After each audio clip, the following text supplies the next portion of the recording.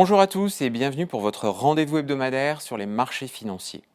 Le chiffre de la semaine aura sans nul doute été celui de l'inflation américaine qui a pesé négativement sur la performance des actions et des obligations.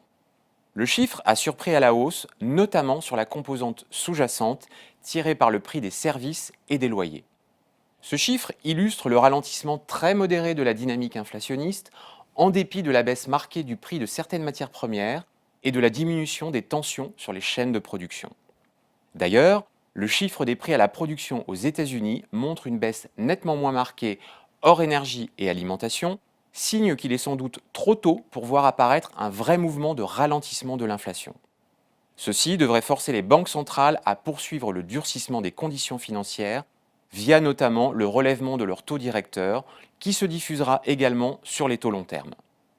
Côté indicateur, le rebond de l'optimisme des petites entreprises américaines dans l'enquête NFIB d'août témoigne de la relative résilience de l'économie américaine, ce qui ne devrait pas dissuader la Fed de poursuivre sa normalisation pour freiner la demande.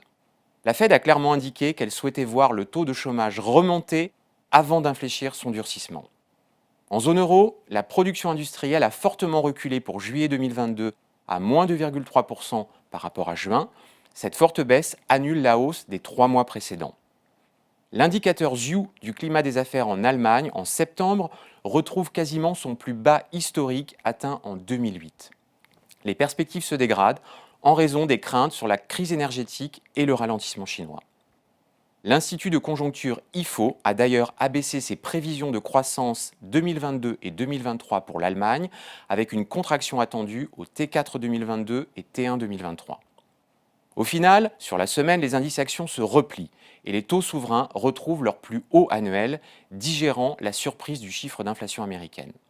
On observe une sous-performance des indices actions US de par la forte sensibilité à la hausse des taux souverains des valeurs de croissance. Côté résultats d'entreprise, après la clôture des marchés américains hier soir, FedEx, le géant de la logistique, considéré comme un baromètre de l'activité économique, perd plus de 16% après avoir renoncé à ses prévisions de résultats annuels en évoquant une détérioration marquée de la conjoncture. Les actifs risqués, plus généralement, sont pénalisés sur la semaine par la hausse des taux réels avec la hausse des anticipations de resserrement monétaire. À suivre la semaine prochaine, la réunion de la Fed où le marché s'attend à une nouvelle hausse des taux directeurs de 75 points de base, certains investisseurs n'excluant pas un resserrement plus marqué de 100 points de base. Bon week-end à tous et à la semaine prochaine.